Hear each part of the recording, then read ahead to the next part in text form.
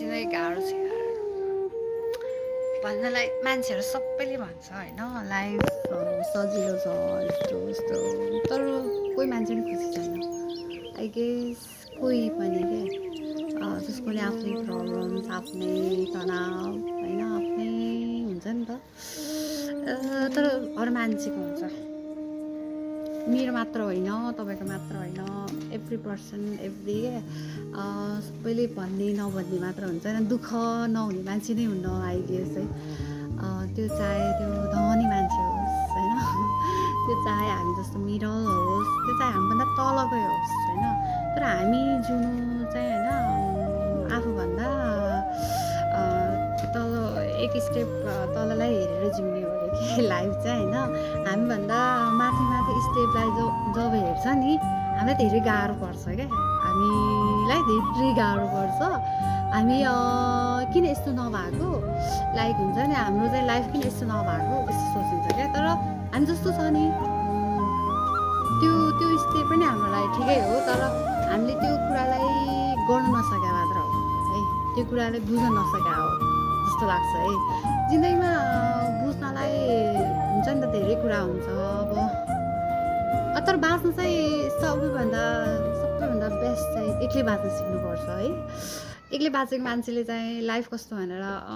थाहा हुन्छ क्या त्यो भने नि त मैले अस्ति पनि भनेको थियो यो आमा बाबा यो आफन्ती यो भाइ बहिनी लाइक सबै क्षणिक रमाइलोको लागि मात्र हो तर लाइफमा जिउने भनेको आफै हुन्छ अन्ली वान त्यही भएर दुःख त लाग्छ नि त है दुःख त यति लाग्छ यार कहिलेकाहीँ त एक्लै रुनु पनि एउटा मेडिसनै हो होला रोएपछि पनि एउटा मन हल्का हुन्छ एकदमै मन यो छ नि जुन भार भइरहेको मन त्यो पखाले जस्तो फिल हुने क्या त्यो एकदम मनलाई नि आनन्द दिन्छ क्या यो चिजले पनि त्यही भएर कुनै चिजलाई चाहिँ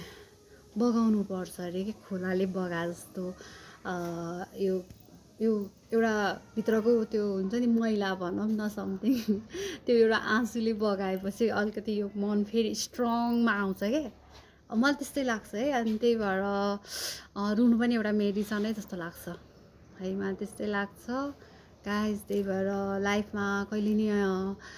त्यो फ्रस्ट्रेसन भयो भनेर हरेस चाहिँ खानुहुन्न हुन्छ नि कतिले त अब हुन्छ नि लाइफ कस्तो गाह्रो छ त्यो जसलाई नै गाह्रै हुन्छ त्यो भनिहाल्यो नि त्यो हुने मान्छे नहुने मान्छे हरेकलाई हुन्छ तर स्ट्रगल गर्न सिक्नुपर्छ जिन्दगीमा स्ट्रगल गर्न सिक्यो भने सानो चिजमा पनि रमाउन सक्छ जब स्ट्रगल गर्न जानेन भने जति भए पनि त्यो मान्छेलाई खुसी मिल्दैन क्या त्यही भएर खुसी हुनलाई त सानो सानो चिजमा खुसी हुन सिक्नुपर्छ लाइफ यत्तिकै रमाइलो हुन्छ गाइस मलाई त्यस्तै लाग्छ सो आज मलाई भन्न मन लाग्यो अलिअलि कुरा होइन त्यही भएर भनेको गाइस ओके बाई बाई